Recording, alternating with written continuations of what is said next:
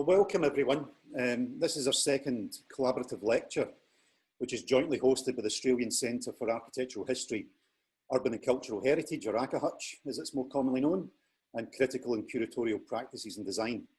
And it's my pleasure to welcome Dr Bettina Schlorhaufer, who is joining us from the University of Innsbruck. My name's Alan Pert, I'm Director of the Melbourne School of Design, and I'd like to begin by acknowledging the traditional custodians of the land on which we gather, acknowledging that these may be multiple lands given the location of everyone listening in this evening. And I pay my respect to elders both past and present, and I extend that respect to other Indigenous Australians who may be present.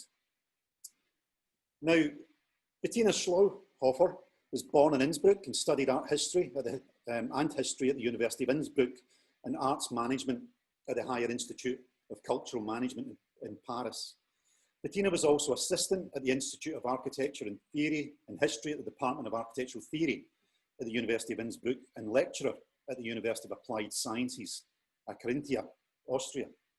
Besides her academic activities in the field of architectural theory and architectural history, she also works as an author and a curator.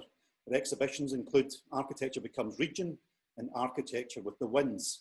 Now, I also believe that Bettina is just completing a new book on Berg hotels, looking at the period of 1890 to 1930, with a manuscript due any day now to the publisher. So I'm really pleased that Bettina was able to squeeze the talk in.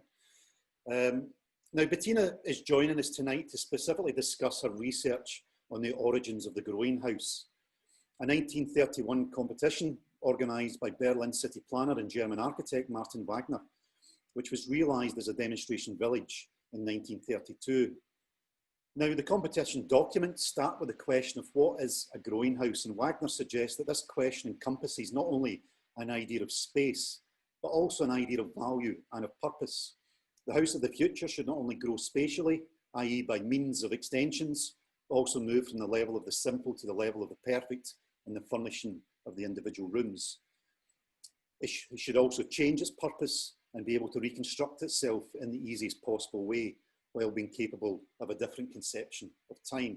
And Wagner goes on to suggest that the new settlement should free us from the rigidity and limitations of today's urban habitat and make us adaptable and thus more resistant to all the effects of the crisis, something that could easily be written for the current crisis, I would argue, that we're in. Now, why is the Growing House of interest and of relevance to us here in Australia? Well, the archives of the Viennese immigrant architect Dr Ernest Fooks include his 1932 competition submission for another Das Waschenhaus, the Growing House. And on the screen, hopefully, if Theo can pop it up and share the screen, his original publication resides in our ABP library.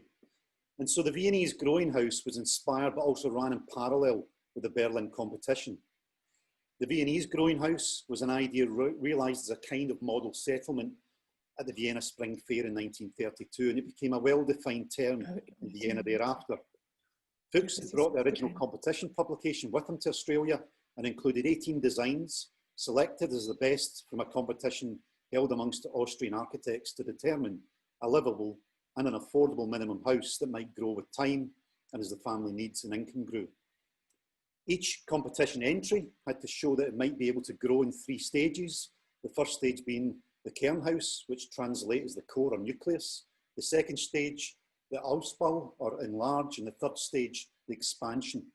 The Kernhaus on the Fuchs team entry was a simple rectangle, approximately 4 to 9 metres, that comprised essentially 2 spatial units, an open plan combined living space, 4 by 6 metres, and a service block, 4 by 3 metres, that included a U-shaped kitchen, a stair down to a basement, and a toilet that opened onto a tiled porch and vestibule. They gave access to either the kitchen or the living space. Now, Professor Philip God in the catalogue for the House Talks Back exhibition in 2016 suggests that Fuchs, proud of his 1932 design for Das Waschenhaus, published an article on it in Australian Home Beautiful in 1940. And in 1945, his competition entry with fellow immigrant C.J. Lisbeth in the Sun post-war homes competition was described as design in 5 stages for a growing family. There, the Kernhaus or core was replaced by Fuchs with capitalised term nucleus, And then by 1964, when Fooks designed his own home, his own house at 32 Howitt Road, there continued to be echoes of the conceptual humanism of the growing house of 3 decades before. Present was the additive compositional strategy of multiple L-shaped forms that grow off the core of Fooks' central living space. A tile vestibule was again the connecting hinge, and the garden was designed as a series of furnished outdoor rooms that gave each interior a direct connection with a series of different natures. And so finally, as part of Sahans this year, Philip Goad, Paul Walker, and myself are exploring the influence of the growing house concept across a group of significant 20th century architects in a paper we hope to share in the near future. And now, all I've left to say is a huge welcome to Bettina.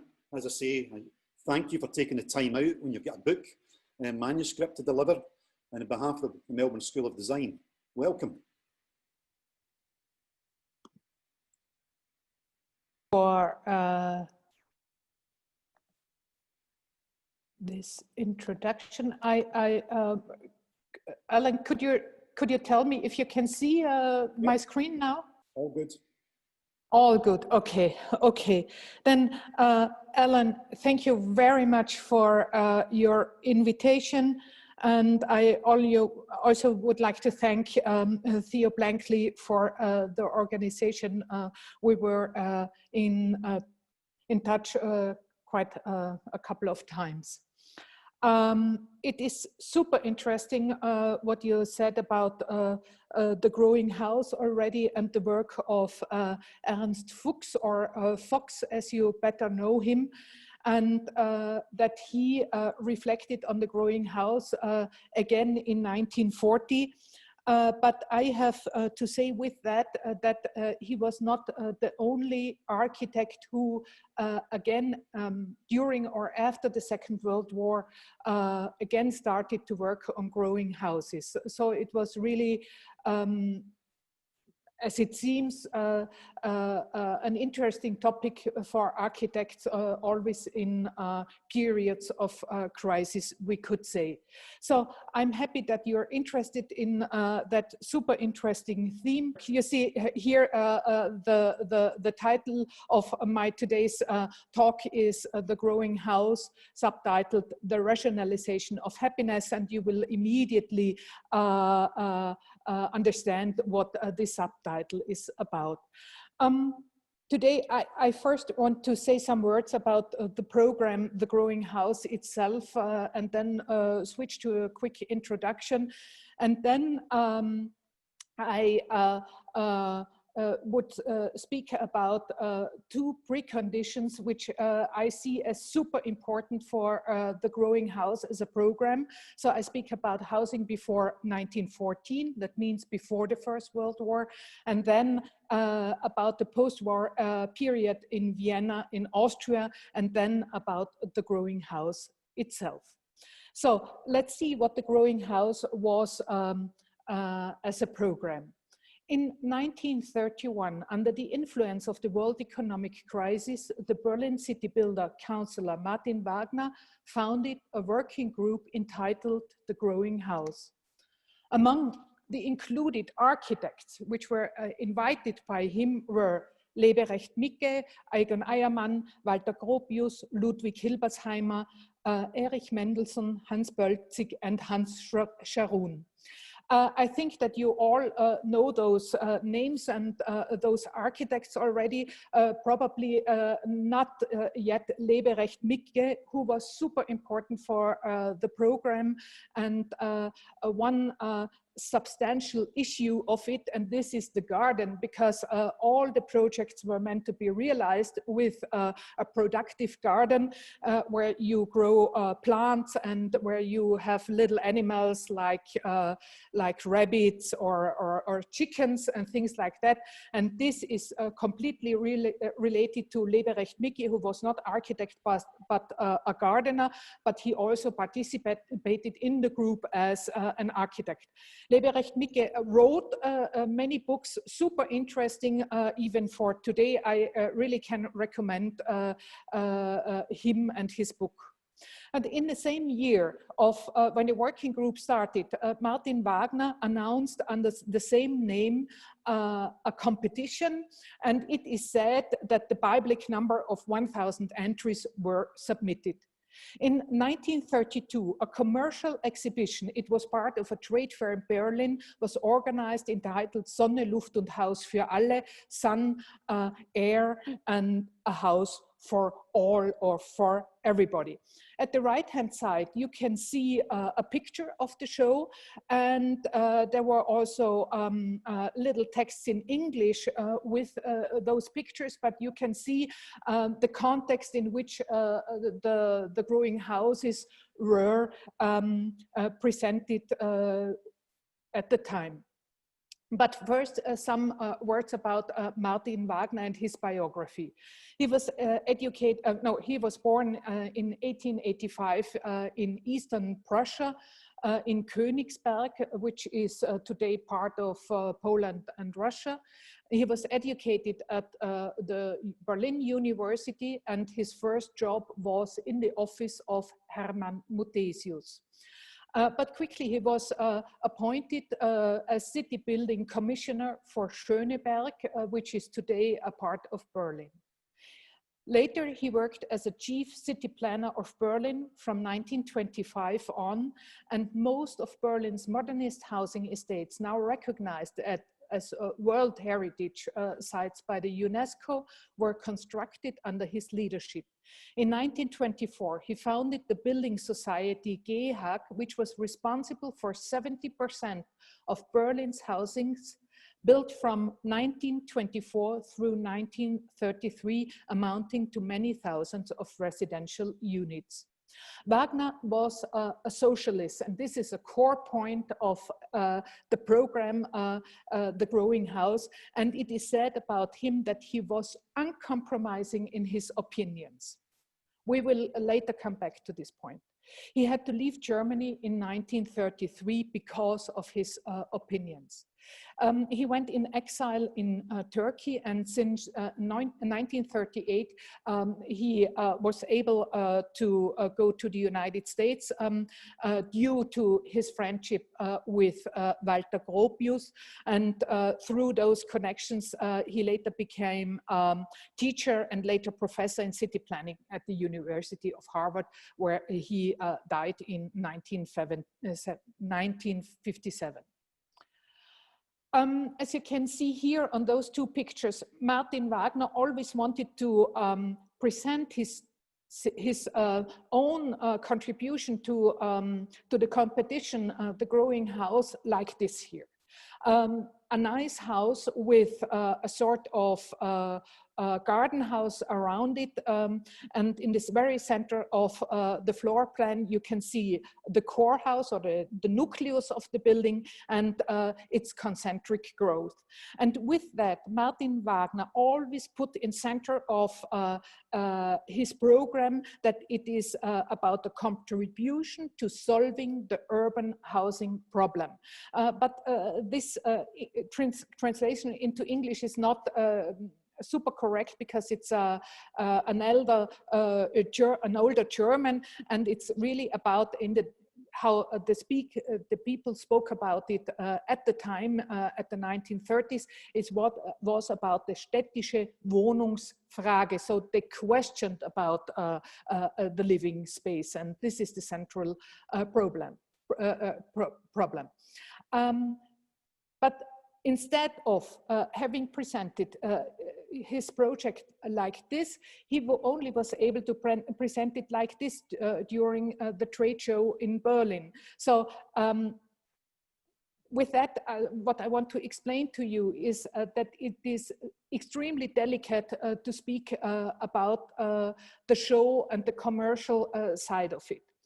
On the one hand, you immediately tend, since the show was organized in 1932, and there was the takeover of the power of the Nazi in 1933. So 1 year later, you immediately tend to think that The Growing House as a program was incorporated in Nazi propaganda.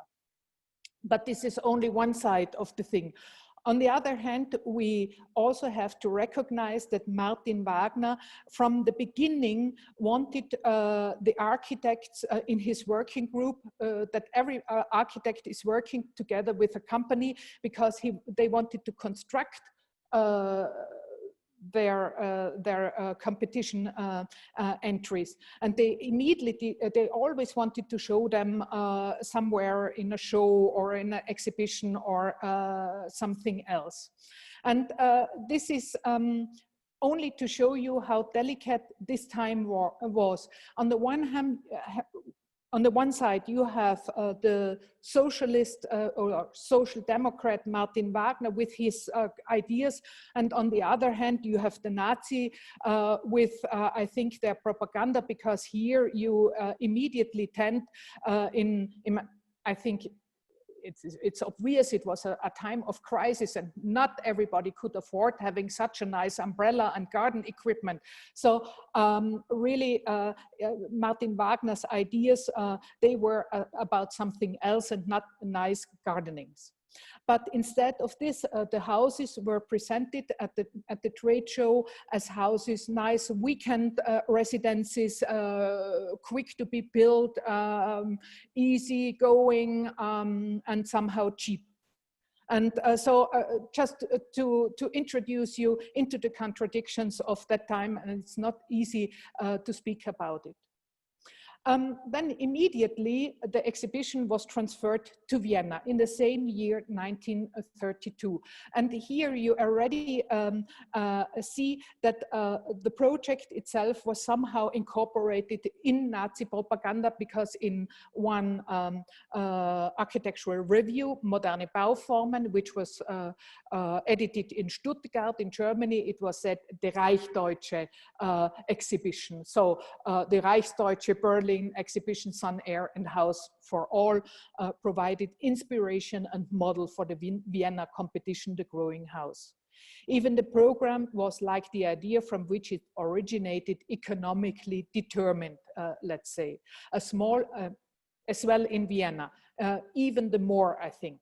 A small home which can be expanded by adding new residential units according to the growing needs and assets of the owner, but which should represent a self-contained whole at every stage. It is to be seen here on this slide, the project of Leopold Pontzen in Vienna.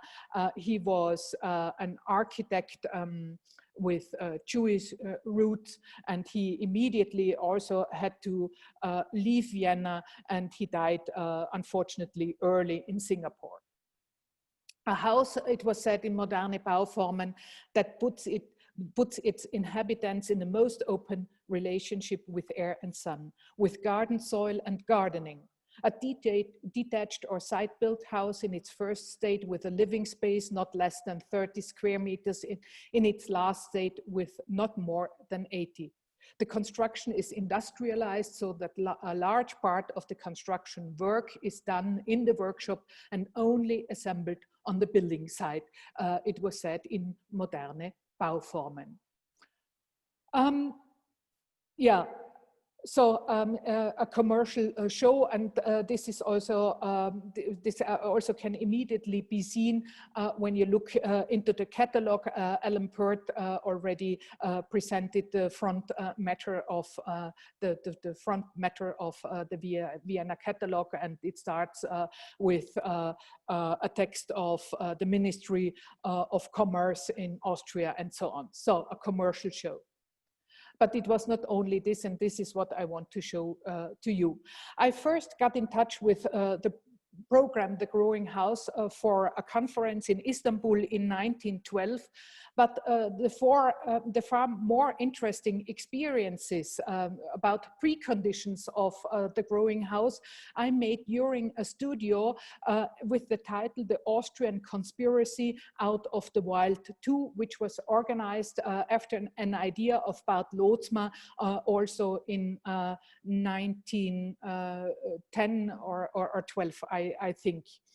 And since this time and since this studio, I keep a small but super fine collection of pictures from a family in Vienna, and I show you a part of this collection the first time in a more official context today, and you will quickly see that the preconditions of the growing house as a program and as an idea was in Vienna. Our studio at the time was centered around Otto Noirat, a super important and interesting national economist and philosopher at the time, and I'm quite sure that Otto Noirat and Martin Wagner knew each other. But probably you have not yet heard the name Otto Noirat, but you immediately recognize his most important work, which he already started to work out when he was in Vienna, and this is this here, this sort of statistics which you know under the name Vienna method of pictorial statistics, or better, isotype, international system of typographic picture education.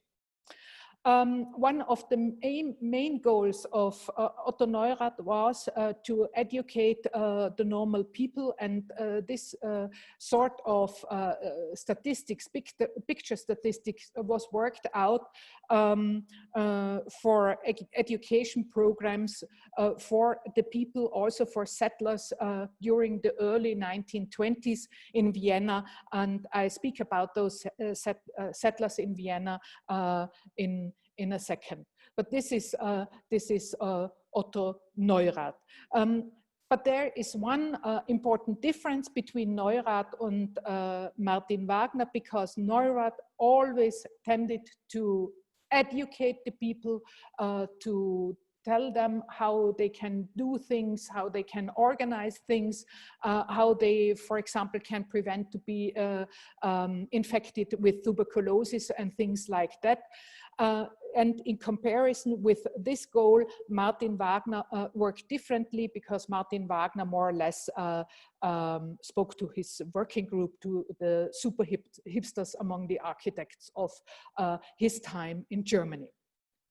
So, but at first, at the very beginning, before I speak about the growing house as a program, we must see some pictures about housing before 1914, because there is something super interesting with it. And even though I show you here a picture from New York, it's not important where the country or the plot is where I'm speaking about, because the pictures all over the world, they don't differ. And this is what I want to say with the following pictures. This is a photography taken by Jacob Riis, one of the most important people in terms of documenting the life of the poor between, let's say, 1880 and the beginning of the First World War in New York. And he was also commissioned to document poverty in New York, and he immediately shows us what it was like. So, and Jacob Riis also gave titles to his pictures. So you can see here probably Jewish immigrants in New York around 1889, as you can see here, with the title In Poverty Gap. Then here a flat in Hell's Kitchen, a district in New York which was removed in the time, and after these documentaries of Jacob Riis in New York, also around 1889 with the title Flat in Hell's Kitchen, Ruin. A second flat in Hell's Kitchen. And I want to show you those pictures to remind us that living was extremely costly, but even when it was so costly, it looked like this for most of the people in the world. And this is another flat in Hell's Kitchen around 1889. And what you can see here is that the children always were among the very poorest at the time. And also, if you see these pictures of Jacob Riis, the children were playing in the dirty courtyards, where also the toilets of the tenements were located, or between the houses in the small light corridors. And this was why Jacob Riis noted once, together with this picture, the baby was killed by the house.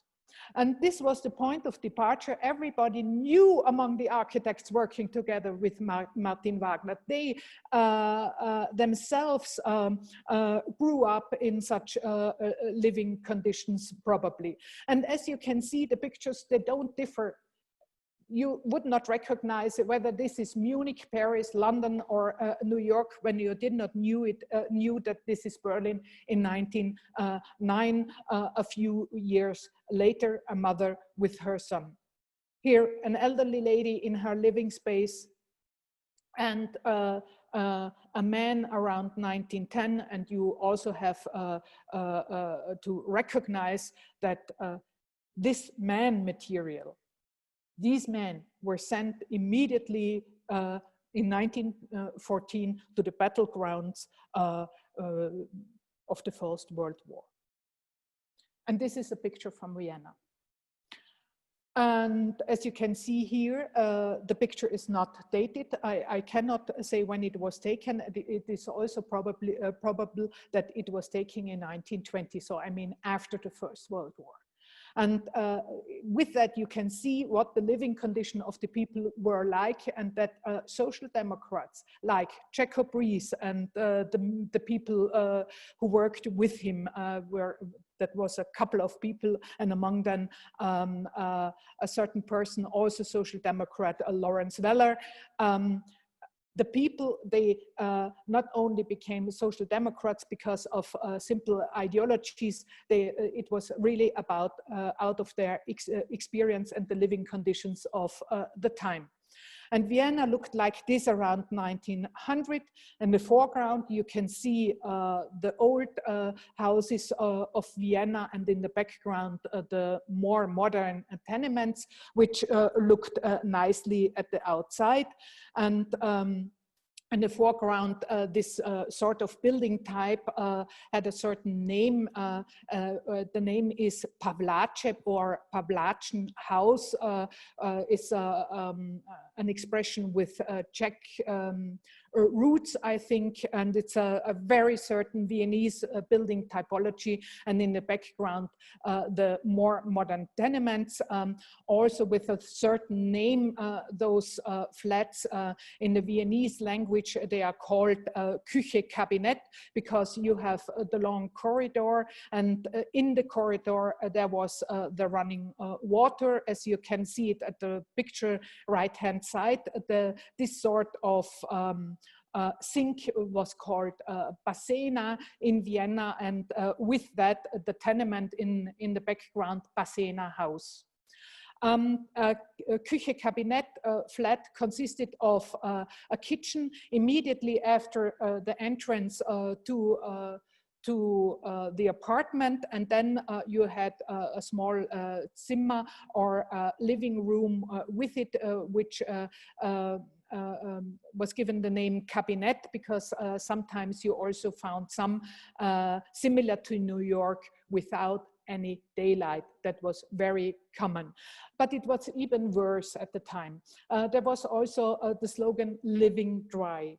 So the construction companies wanted to turn the living space into economic profit as quickly as possible. The walls were still wet when the first residents moved in, and this happened everywhere, in Berlin, in Vienna, everywhere. So the apartments were damp, dark, and cold. Furthermore, they could hardly be ventilated without window. How should the people do that? Normally, there was no bathroom or no running water in such an apartment.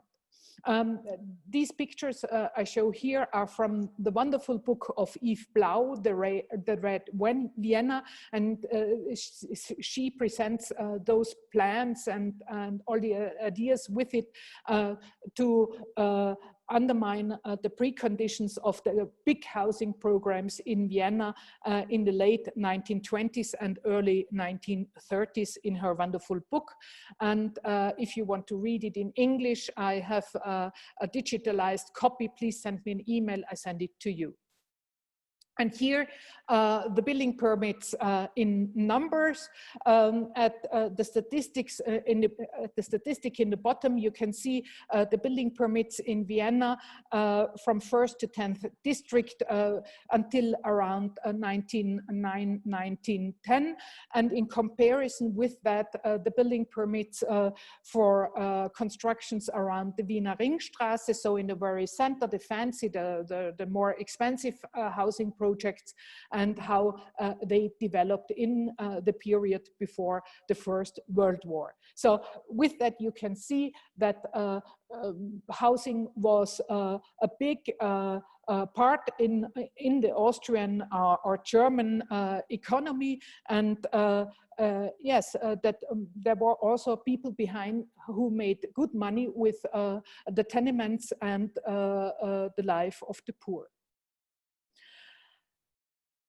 This was Austria and Germany immediately after the First World War. And what you can see here is that Germany more or less remained the same state as it was before, but Austria really was transferred from the huge, ancient and old Austrian-Hungarian monarchy into a very small republic.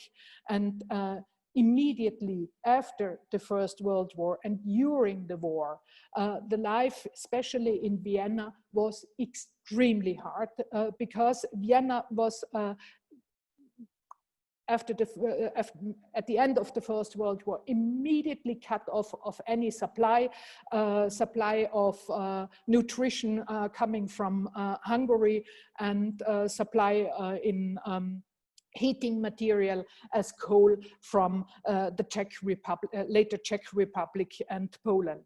So the living conditions in Vienna were such that the people were driven, not important if they were educated or professors or if they were rich or poor or however, the people had to go to the outskirts of Vienna and they just had to look for something to heat, and this was what they did. So a huge, if you want to say so, a huge self-help movement going on in Vienna, and it was immediately also presented as such in National Geographic, and these pictures come from there. But the people who started to only take what they needed, they started really to create a so-called Vienna settlement movement. After the end of the war, Little Austria was politically unstable and money was devaluated uncontrollably. Neither the state nor the city of Vienna could help the population. So the population took steps towards self-help and took land to cultivate vegetables and breed small animals. In many places on the outskirts of Vienna, wild settlements were built with houses made of a wide variety of building materials, as you can see it here on this picture, also published in National Geographic. They were wild settlers, but they grew and grew in numbers. In 1915, there were 3,000 registered allotment gardeners in Vienna, and their number increased. 1918, there were 1,800, 500. In 1919, already between 40 and 50,000. At the end, they were estimated as 150,000 people. And they, the more and more, created illegal households on urban land they did not own in Vienna. And it is estimated that in 1921, there were over 30,000. As you can see here, this is one picture of the private collection I keep. This is the Freyer family, and little Hermine standing as a baby in the foreground was the person who gave us her material, which I show here. But again, some numbers with the Vienna settlement group. In they started to grow vegetables, and in 1918 the production mounted already to 1,000 rail cars of vegetables, and the people living in the outskirts of Vienna were already able to feed 160,000 people, what estimations say. They all come from Eve Blau's book, The Red Vienna, and she also concludes about the Vienna settlement movement. This made the Vienna settlement movement one of the greatest examples of physical self-help in the 20th century.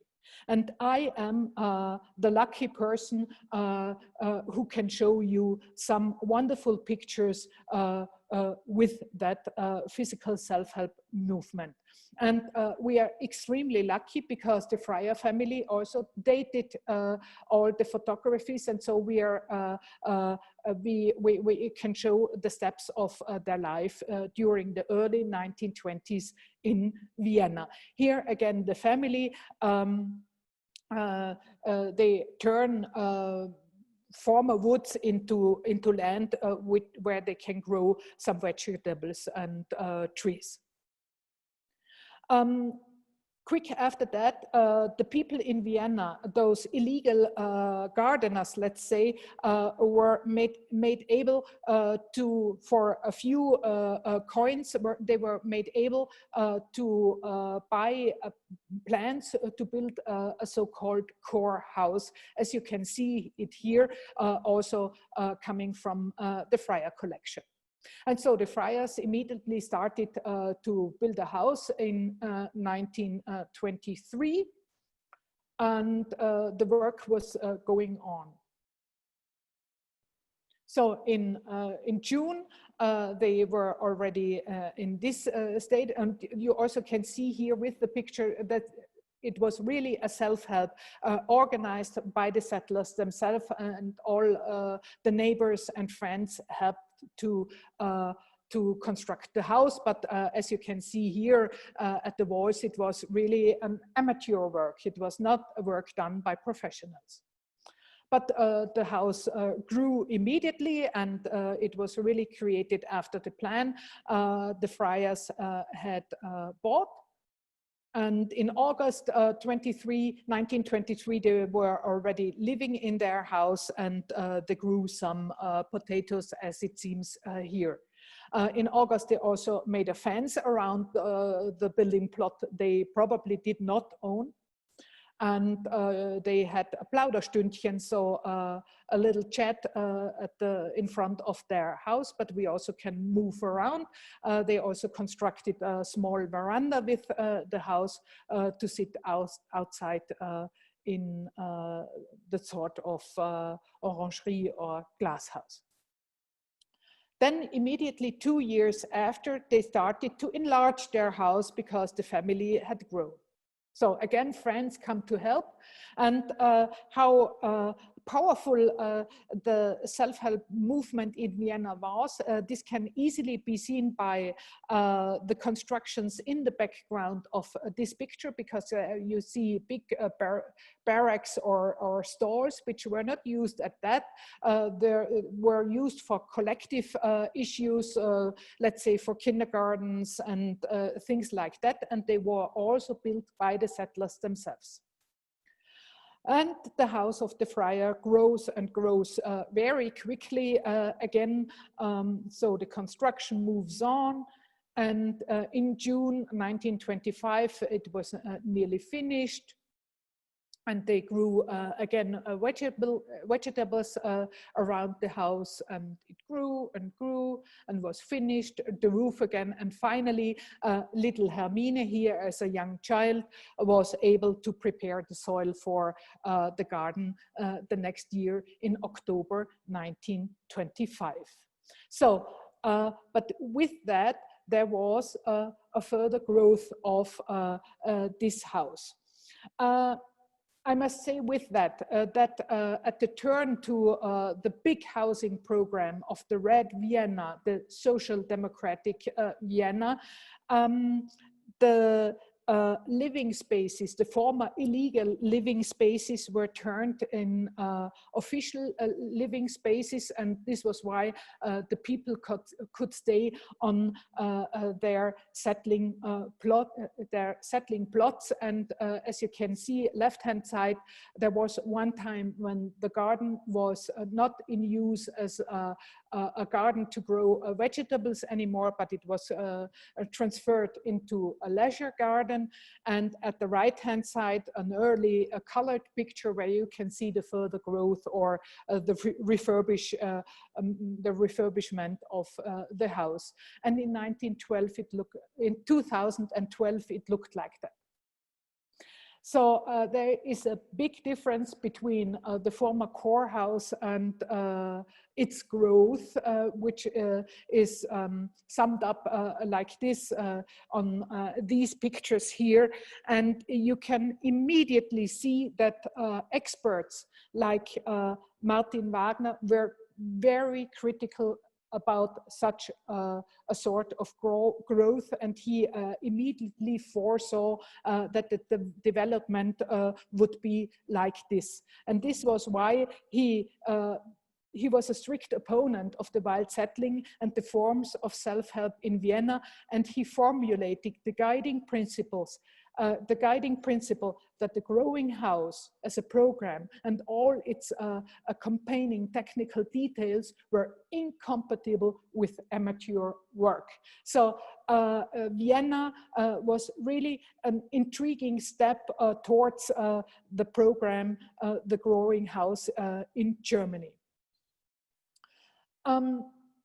Another step which was important for Wagner's program was a similar project by Bunotaut, but I don't want to emphasize that so much today. Even more important was the 1929 Siam Congress, which was held in Germany, in Frankfurt, that was held on the subject the minimum dwelling, die Wohnung für das Existenzminimum.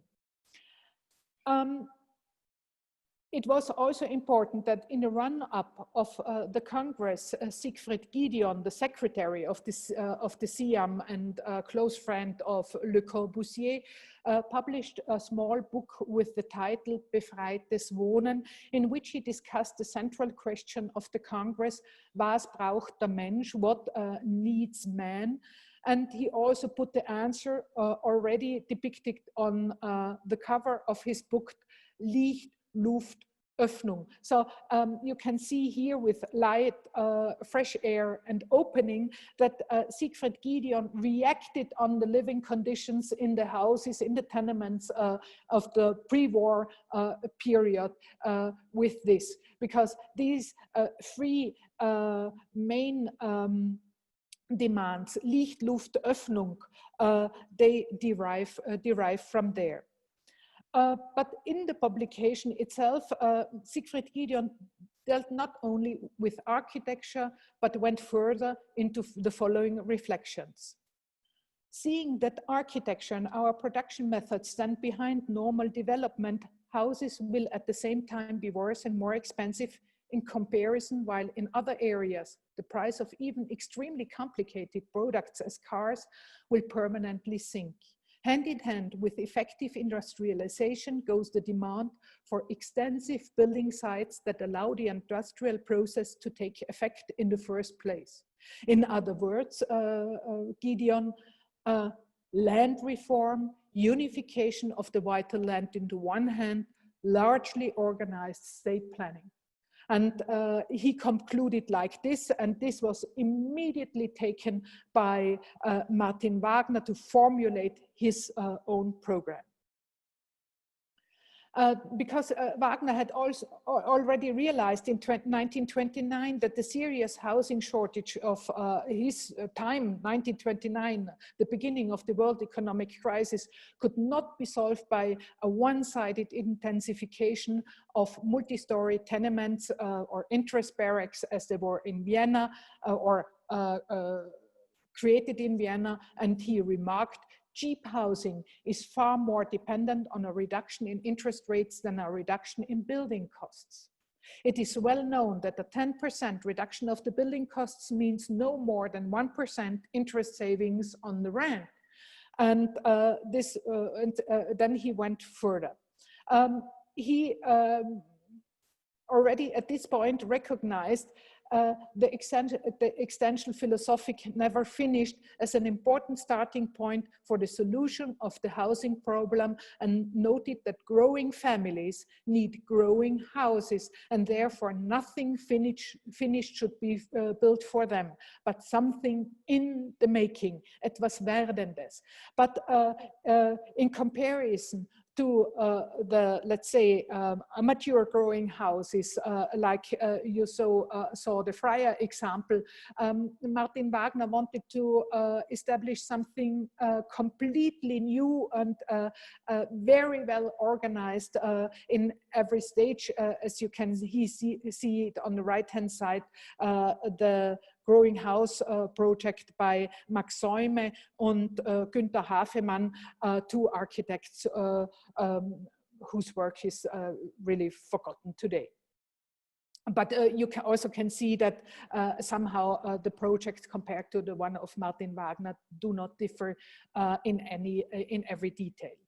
So Martin Wagner wanted to create something new, very well organized, precise work, and this is why I, at the beginning of the Growing House, this I will show next, I present the one of Wagner himself. He draw a plan on the building plot.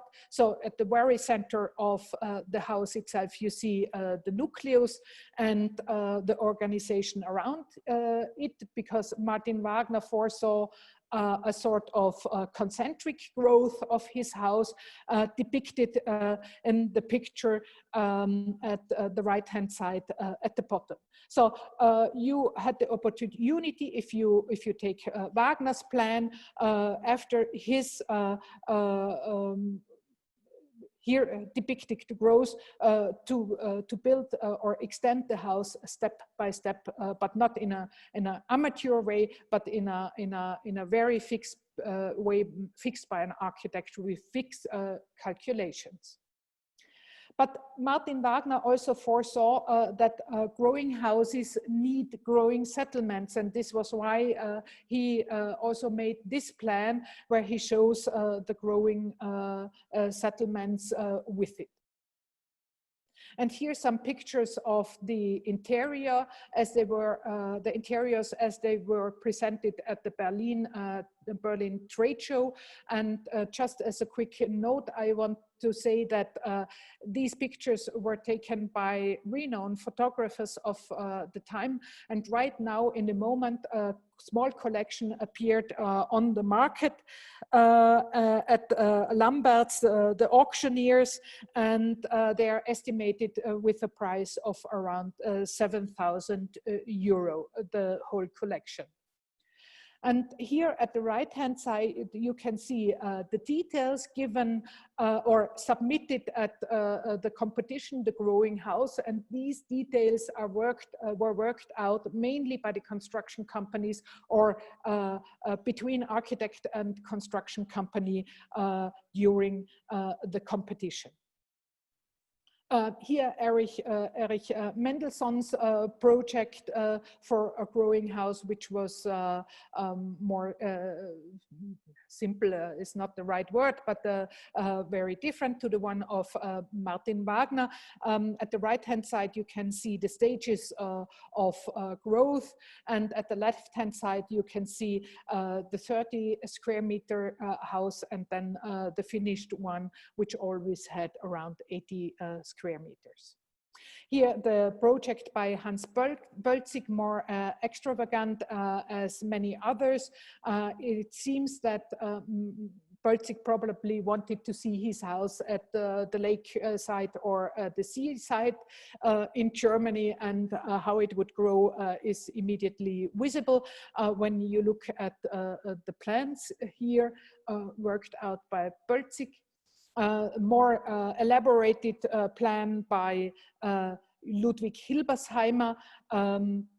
He shows at the bottom left the stages of growth of his project and the settlement and how the villas or the houses should be positioned on the building plots. And if you look at this plan, you're immediately reminded on quite similar project of Frank Lloyd Wright, but not as a growing project, but as a housing project for a cheap price.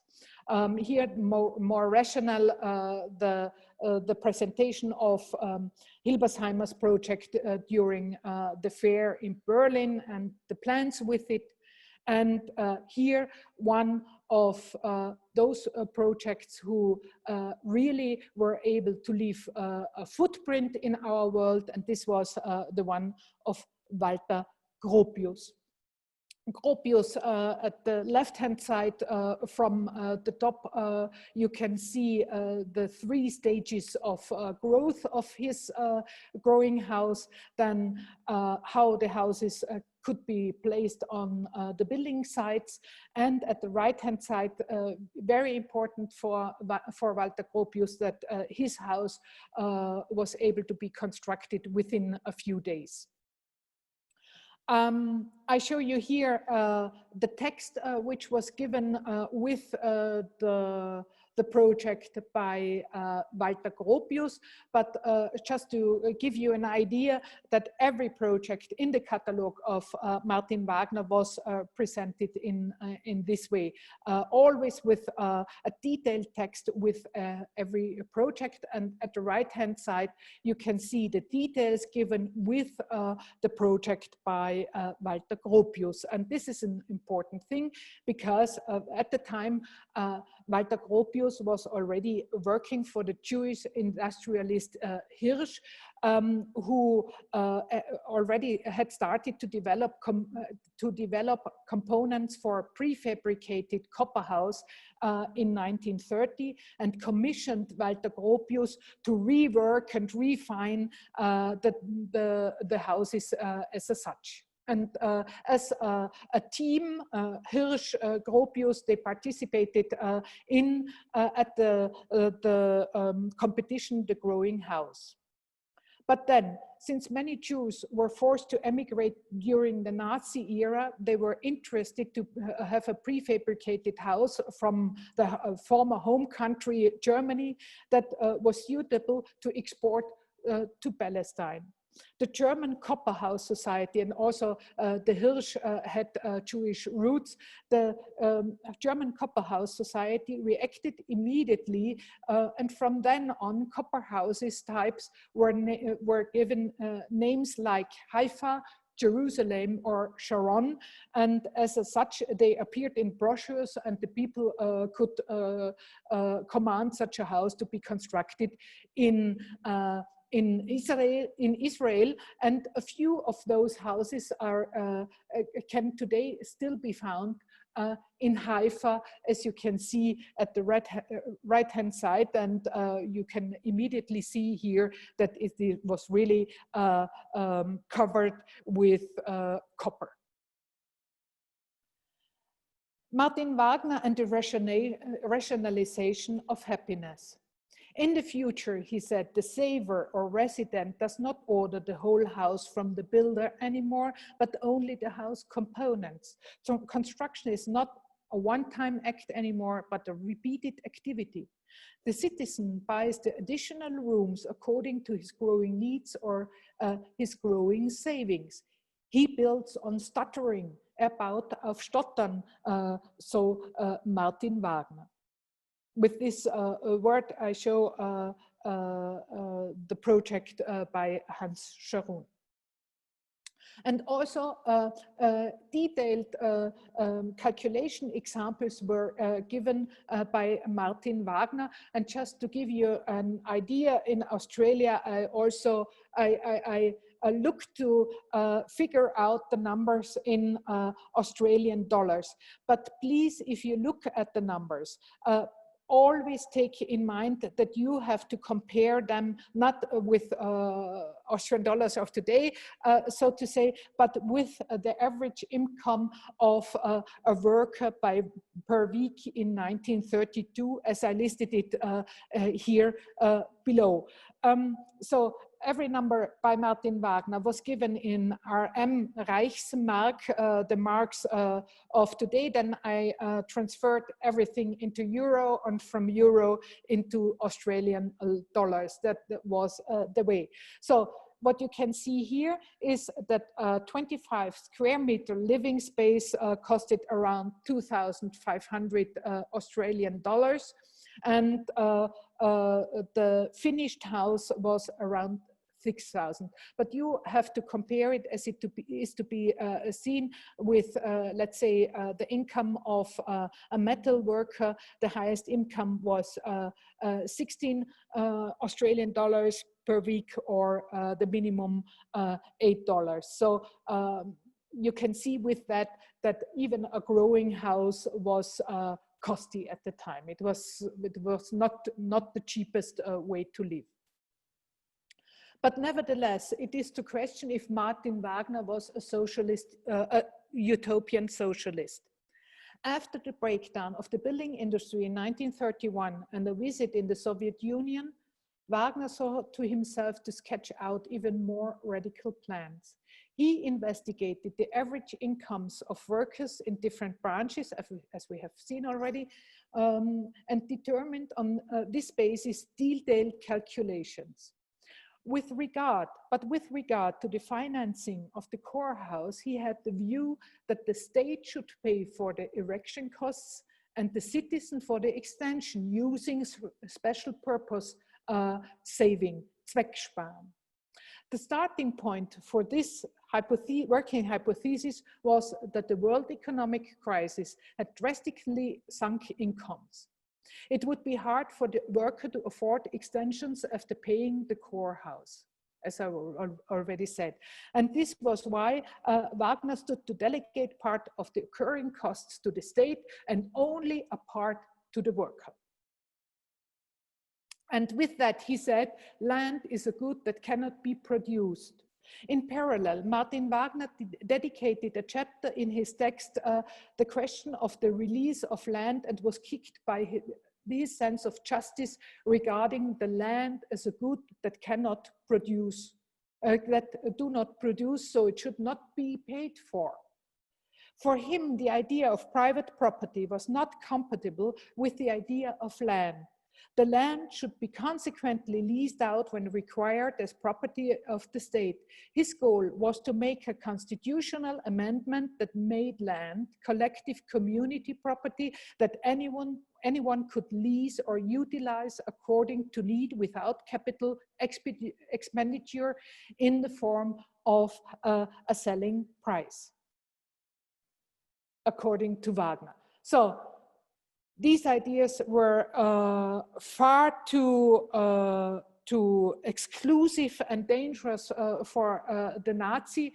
And so since the National Socialists or the Nazi came into power in 1933, the growing house had not been pursued in the dimension planned by Wagner himself.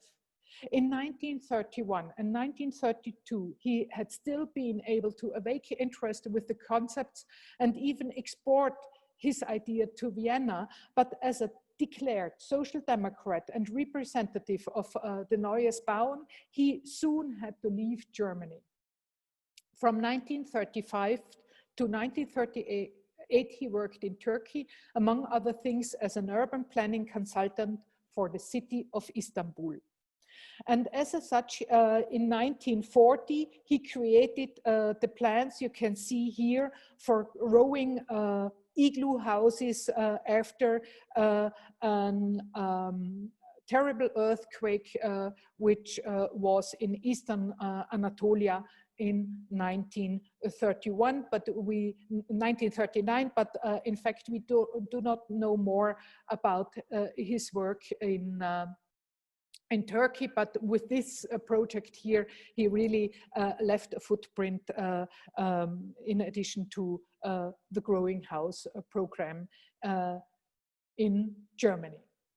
Now, we have to create much of Martin Wagner's ideas seem to have been lost with his departure from Germany. Nevertheless, his traces can be found again and again, for example, in the ranks of social democratic politicians of today.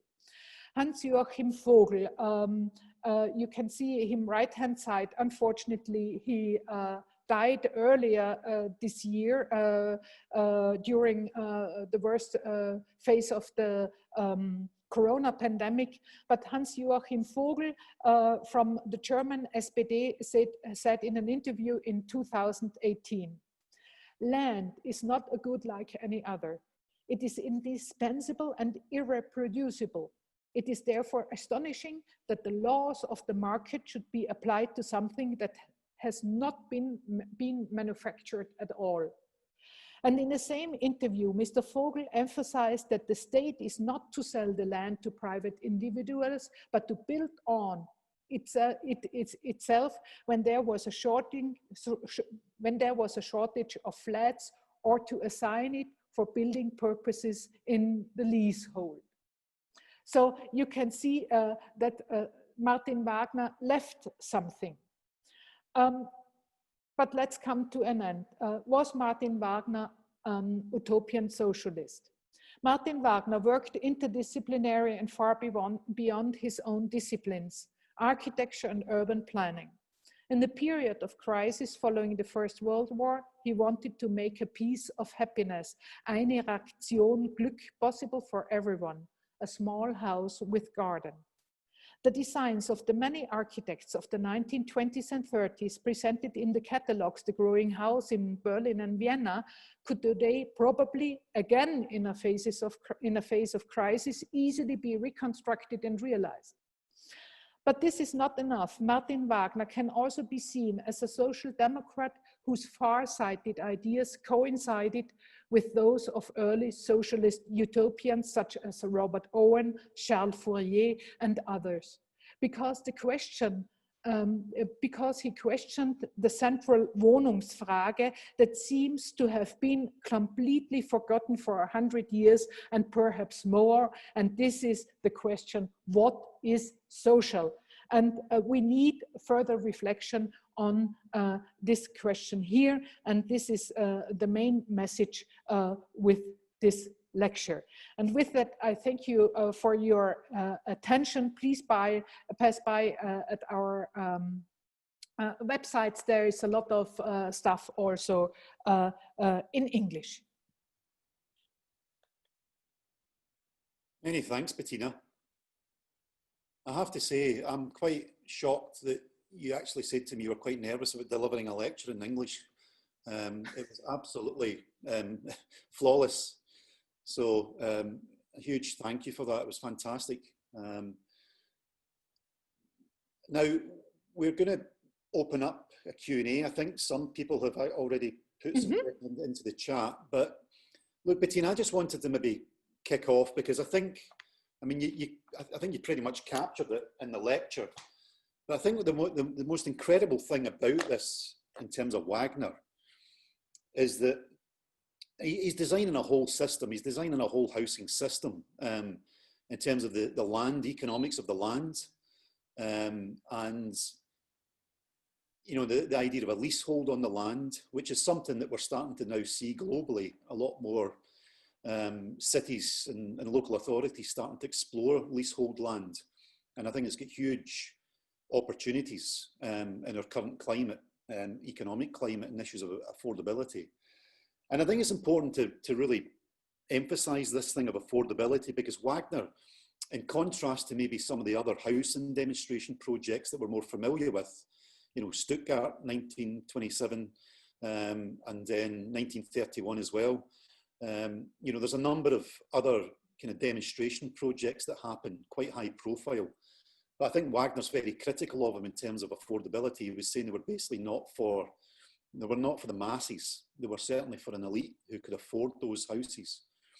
But I think just Bettina, it'd be great to maybe hear a bit more about the workshop, the role of the workshop, because I think, again, it's not just about the architect. It's that full integration of construction, engineering, the architects. I mean, the workshop becomes an amazing kind of vehicle for delivering this. So he's designing the system around the land in terms of land ownership and leasehold. He's designing, you know, he's focusing on the workshop as a place to integrate design and craft and technology. And then he's also then, I mean, my understanding is he also created a financial model for how you could grow the house. So once you built that nucleus, you could get funding to extend it. So he's setting up, you know, the whole system. So yeah, it'd be great just to hear a bit more maybe about the role of the workshop and all of that. Yes, that's really the question about it. And I again would also put into this reflection the situation in Vienna, because as I demonstrated, there were the settlers, and they were many. So I did not bring any plans of the growing settlements in Vienna, but the city of Vienna quickly understood if the use of land would remain like this, that the city of Vienna would have an enormous problem. So around 1925, the city of Vienna started to reflect on multi-story houses again, and they were more or less against what had happened during the Vienna settlement movement. But still, the acting party in Vienna were the Social Democrats. That was extremely important for the situation in Vienna. But in Germany, the situation was not the same. But anyway, since the architects who participated at the SIAM, all the others who were interested in the SIAM but could not participate, many of them reflected somehow as Wagner, but because we know that there were many competitions about small houses, so-called Kleinwohnhäuser, all over the German-speaking countries. You also can find some in my hometown in Innsbruck. This is not the problem. It was really a phenomenon of the time to think about small housing systems, but the most, let's say, radical and systematic planner among all the architects was Martin Wagner, and this is why we still have to emphasize his work and his wonderful calculations, because I think it was not easy to make that, but what we also can demonstrate with that is that if you want to move something, you need the research behind it. Yeah. Now, there's three questions that I think all overlap, which is around this notion of prefabrication. And was it something that was a criteria of Wagner's, that the houses had to be designed around notions of prefabrication? Yeah. Yes, because you, maybe you know the name Ernest Neufert, yeah, and his huge work about how to construct what. Yeah. And also Ernest Neufert came out of the office of Walter Gropius. So I think that one of the most important people behind was Gropius as a close friend to Martin Wagner. So all the people thought of the same, and if you study the biography and the work of Ernest Neufert, who really later was a Nazi, but anyway, all those architects, even Neufert, they were for industrial prefabrication. But in the end, it was the industry which decided not to participate anymore, because prefabrication in housing means, prefabrication in housing means means that the industry has not the same possibilities of income as they have today. If you produce everything, every detail of a house exclusively, only one company, and the next company produces something else. This is a different concept to the one of Wagner, and also the Nazi Ernest Neufert. Yeah. Now, just one thing, I mean, I think someone had asked about Gropius's copper house. Now, I do have a bit of I've been so fascinated by that, the fact that people actually dismantled them and took them with them to Israel, that I do have some information. And apparently Gropius drew from a procedure that has been successfully attempted in warship and refrigerator wagon construction. So the insulation of the walls relies firstly on the manufacture of a series of connected, virtually airtight air chambers, and secondly on the thermal reflection of the thin aluminium foils forming the air chambers. So quite interesting where he's looking for construction knowledge in producing those copper houses. It was Friedrich von Boris who wrote the book about the copper houses in Israel and the story behind.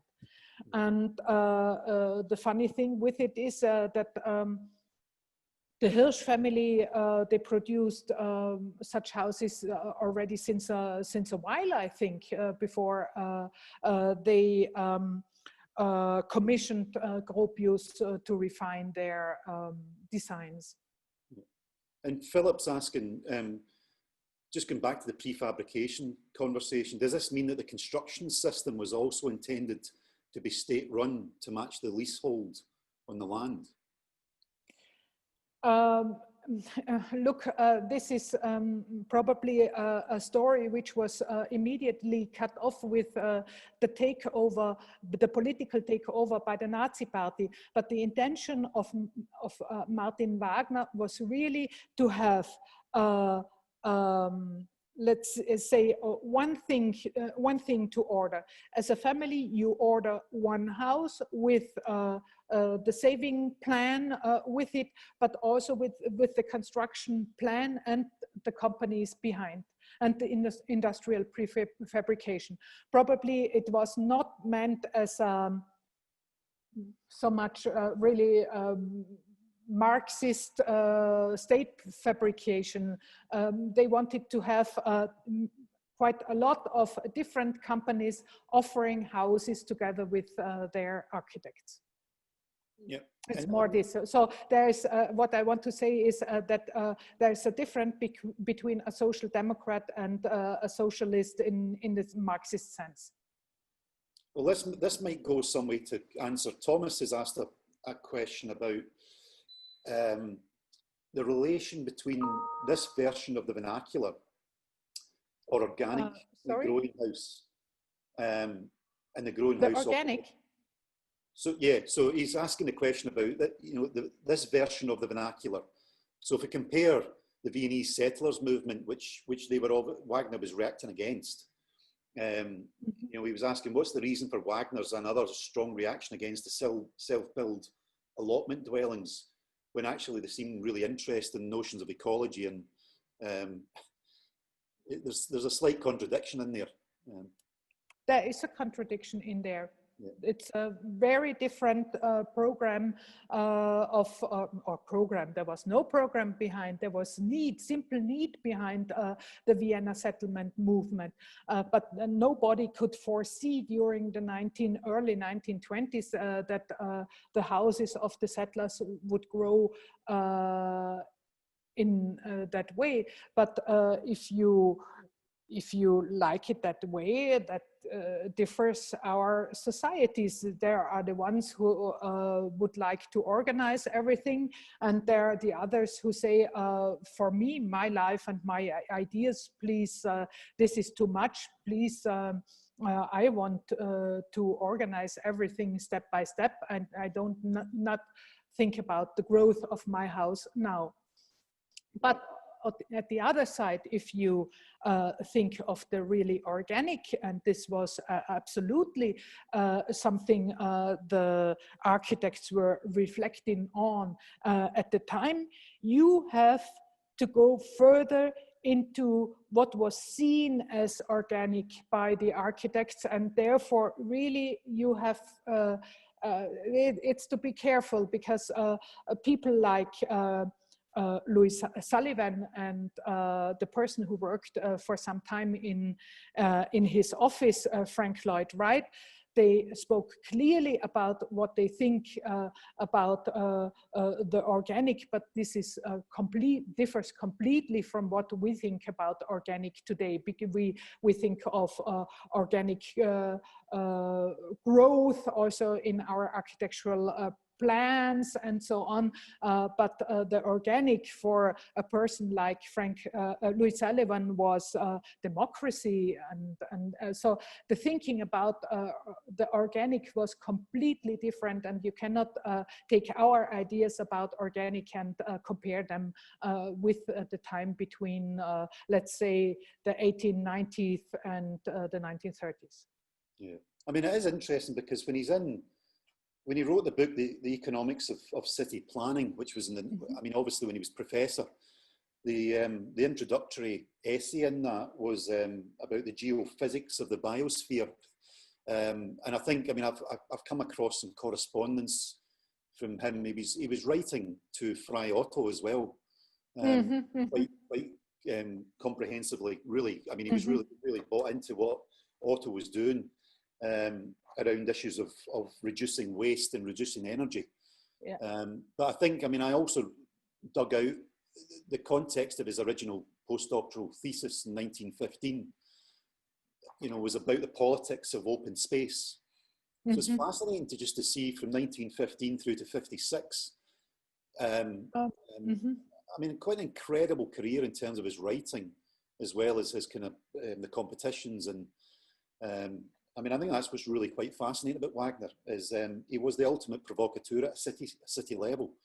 And I was wondering if you could say any more. Do you know much about, he had a magazine, Das Neue Berlin. There was a magazine that apparently Wagner produced in Berlin, which was both to kind of publicize what he was doing, but also to set out a kind of vision for the future of the city, which I think would be an interesting thing to look at.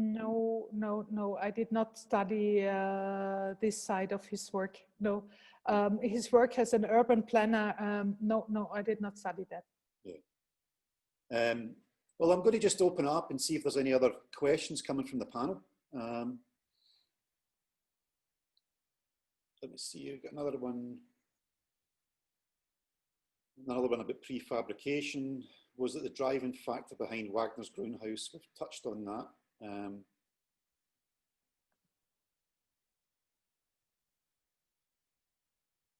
One of the things I was very curious about, Bettina, as well, I mean, the actual competition documentation that you kindly shared with us, you sent me over a PDF copy.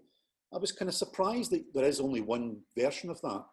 Is it something that is completely under, it's not celebrated really in Germany?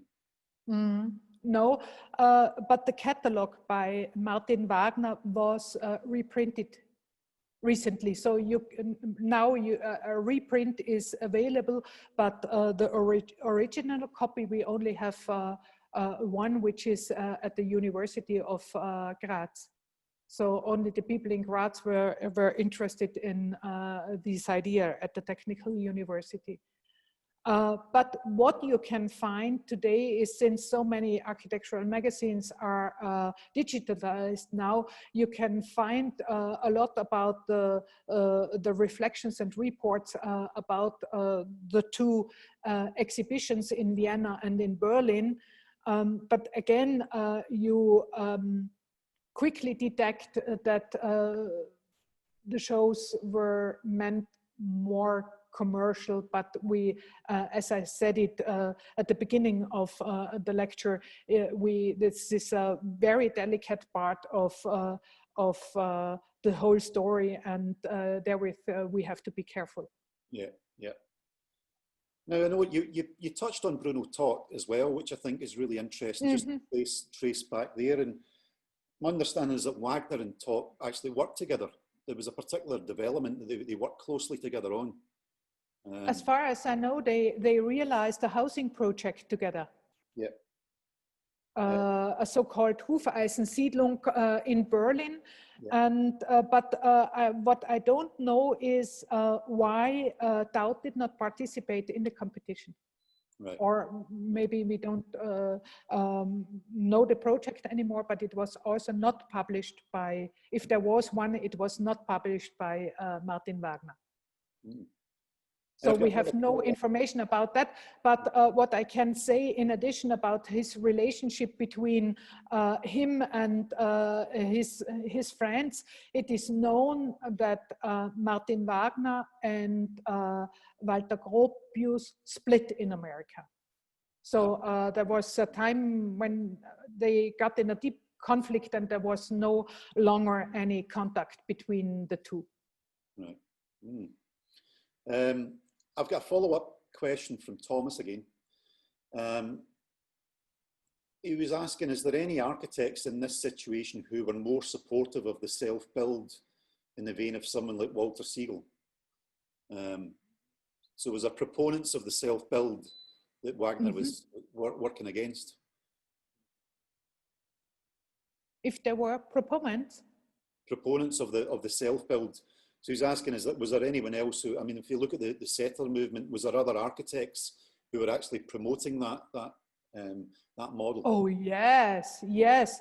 If you want to go deeper in that, I really can recommend the book by Yves Blau, because she's speaking about the settlement movement in a very detailed way.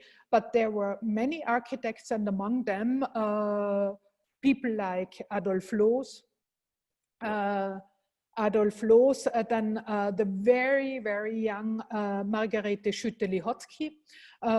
That was the start of her work, and also the start of the later Frankfurt kitchen. She was making the plans because Margarethe Schütte-Lihotzky made the plans for let's say, prefabricated systems of furniture for the settlers. So there is a lot of information about the ongoing process about the settlements in Vienna, but then you have to look closer to the work of also the work of Otto Noirat, because he became the speaker of the settlers in Vienna. Mm. And this is one of the as a national economist, Otto Noirat started to organize the settlers in different organizations. But self-help was still remaining an important point remaining in that concept. Okay, great. But there's a lot of information. Yeah, I mean, I think, look, for me, just speaking, I suppose, towards the audience tonight, I mean, I think there's a lot of learning in this in terms of the whole process, the construction process, the workshop, the role of the workshop, which was a bit of a laboratory as well for testing and prototyping, and then the economics of all of this and land ownership. I mean, there's so much of it I think is relevant to the current context that we find ourselves in. We can also already see over here that, you know, the public house renewal projects that are developing are all on government leased land. It'll be fascinating to see how they evolve. Now, I'm just conscious of the time we've got left, and Bettina, look, I would like to invite you just to say, what's your new book about? What's the book that's coming out that you're writing at the moment? Oh, this is, Anna is helping me, I must say, and helping a lot. Thank you, Anna. She's sitting at the other room. We are working since a couple of times together. Well, look, mountain hotels are not nice architecture placed high up in the mountains, but the 18 or 20 projects I'm studying in my book were already constructed after a construction system during the 19th century. And I found out with that architects very early 19th century started to work out systems to plan hotels according to the system or systematic plans. Railway engineers made that for the stations, the different stations, they need it, yeah, everywhere. And there is a lot of connection between the engineering of the railways and the hotels.